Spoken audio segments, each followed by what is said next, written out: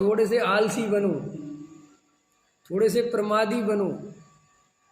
समझ गए? आलसी और प्रमादी ऐसी शिक्षा दे रहे पंडित जी।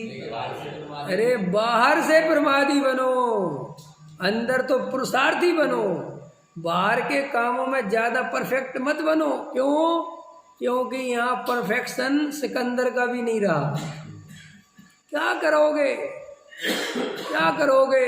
सब हमें जो चीज जाओ वही रखी रहनी थी, हमें तो बहुत अच्छा लगता है। और मैं उस आदमी में से हूँ, मैं कहता हूँ सारी चीजें वहां रखी रहनी चाहिए जहां आसानी से मिल जाए। नहीं समझ में आया?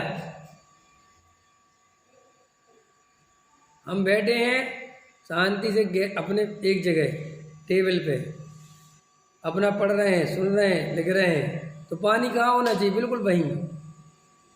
प्यास लगी, पी लिया, कोई विकल्प नहीं आए तो कहाँ नहीं चाहिए, यहाँ मत रखो, वहीं रखो। अरे सुविधा देखो, सुविधा कायम है, क्योंकि ये बाहर की चीजें सुविधा बनाने के लिए मिली हैं। अब इनके लिए नहीं मिली कि तुम परफेक्शन के चक्कर में पता चला दूसरे कमरे में जाके पूरा उठ के जा रहे हैं, बुला रहे हैं, कुछ नहीं। अपन को अपने जीवन में जो बाहर का जीवन है वो ऐसा जीना चाहिए कि वहाँ उपयोग कम से कम खर्च हो। कैसा जीना चाहिए? उपयोग कम से कम खर्च हो। और कम से कम खर्च होगा तो इससे क्या फायदा मिलेगा कि आप अंदर का तत्व विचार में उपयोग लगा पाओगे।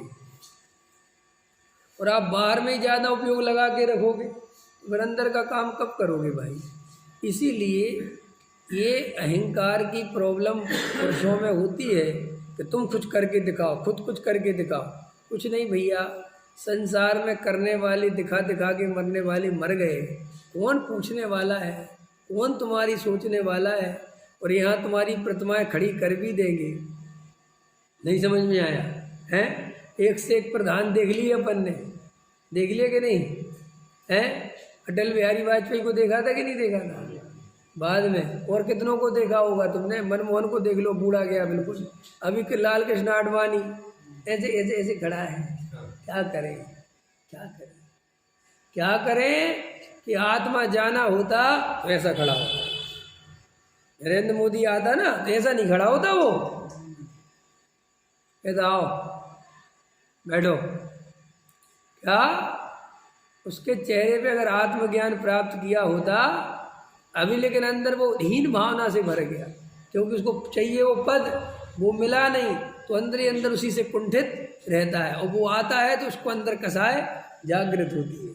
और अगर एक कहानी है सिकंदर की कि वो एक फकीर के पास गया, किसी ने बताया एक फकीर है बहुत बड़ा, बोला उससे मिलना चाहिए, वो सम्राटों का सम्राट है। वो गया उसके पास तो उसके सैनिकों ने कहा कि महामहिम चक्रवर्ती सिकंदर आ रहे हैं। समझ में आया ना? सम्राटों के सम्राट। वो शांति से बैठा रहा, उसको कुछ फर्क ही नहीं पड़ा। बेचारा नदी के किनारे बैठा था, समझ में आया ना, झोपड़े से में। तो सिकंदर ने कहा अरे अपने आप को समझता क्या है? और वो उसके सामने गया, वो बैठे ही रहा, उठा भी नहीं। उसने कहा आओ। बोले जानते हो मैं कौन हूँ? बोले बताओ। आवाज़ तो सुनी कि तुम कुछ हो। बोले मैं सिकंदर हूँ। अरे तुम्हें पता नहीं है मैंने दुनिया जीतने जा रहा हूँ और आधी जीत ली। गए बहुत बढ़िया, कुछ कहे ही नहीं वो। अरे सिकंदर ने कहा कुछ मांग लो, तुम्हें पता नहीं है तुम्हारे पास कौन आया है। उसने कहा दे नहीं है तो ये मेरी धूप रोक के खड़े हो, ये हट जाओ साइड। क्या कहा उसने? ठंडों का टाइम था, उसने कहा ये धूप रोक के खड़े हो, हट जाओ। तो बोले कुछ बताओ कि यही शिक्षा है कि धूप रोक के खड़े मत होना किसी। सम्राट और वो सिकंदर तो बहुत घबरा गया कि कौन है ये, क्या है? फिर उसको एकदम उसका अहंकार नीचे आया और उसने कहा महाराज बात तो कुछ है आपके पास, जो आनंद मैं आपके चेहरे पे देख पा रहा हूँ वो आनंद मुझे कभी अपने अंदर दिखाई नहीं देता। और जबकि आप इस झोपड़े में हो और मैंने आधी दुनिया जीत ली, लेकिन मैं आपको प्रॉमिस करता हूँ, मैं आपको वादा करता हूँ कि मैं लौट के आऊँगा तो ऐसे ही जीऊँगा। उनने कहा क्या? क्या बोले? क्या बोला? लौट के आऊंगा तो मैं बिल्कुल ऐसा ही जीवन जीऊंगा। बोले सुन, मेरे जैसा जीवन जीने के लिए लौट के आने की जरूरत ही नहीं है, कुछ करने की जरूरत ही नहीं है, अभी जी ले। क्या कहा? अभी जी ले। कहने लगे नहीं नहीं, वो आधी दुनिया तो रह गई। कि सुन, फिर आधी दुनिया जीतने जाएगा तो कभी लौट के नहीं आएगा, क्योंकि वहां से आज तक कोई लौट के नहीं आया। और सुन, तेरे जैसी दुनिया जीतने के लिए कितनी मेहनत करी तूने, रात और दिन लगा दिया, सेना इकट्ठा करी, पता नहीं जाने क्या क्या किया, जान दांव पे लगाई, तब भी जाकर तेरे चेहरे पर वो आनंद नहीं है जो तू कह रहा है कि मेरे चेहरे पे है।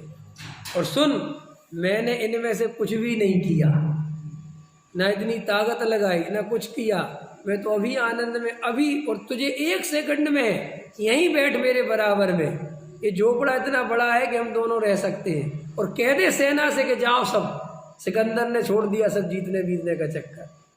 देख अभी तेरे चेहरे पर ऐसे ही आनंद झरेगा। बोले साहब अभी तो नहीं कर सकता। बोले अभी नहीं, अभी नहीं। और कहते हैं सिकंदर हारा हुआ महसूस किया और बहुत दुखी हुआ, और मन ही मन सोचता रहा कि कुछ तो है इसके पास, कुछ तो है।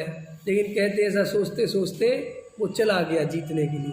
फिर जब वो सिकंदर जब खाली हाथ मरा था ना वो बाहर, वो तब की है कि उसे उसकी बात याद आई थी। इसी भारत की घटना है वो, कि उसे याद आई कि अरे उसने सच कहा था कि आज तक कोई लौट के नहीं। ये कहानियां तुम्हें क्यों सुनाई जाती हैं? इसलिए कि तुम्हें समझ में आ जाए कि जब सिकंदर जैसों की ये हालत है तो हम क्या कर रहे हैं, हम क्या पागलपन कर रहे हैं भाई। अरे भाई, जीवन तो वो ही है जो सम्यक दर्शन पूर्वक जिया जाए, वरना तो ये मरना है, प्रति समय मर रहे हो। सम्यक दृष्टि ही जीता है, मिथ्या दृष्टि तो मरा हुआ है और मरे हुए को ढोता है।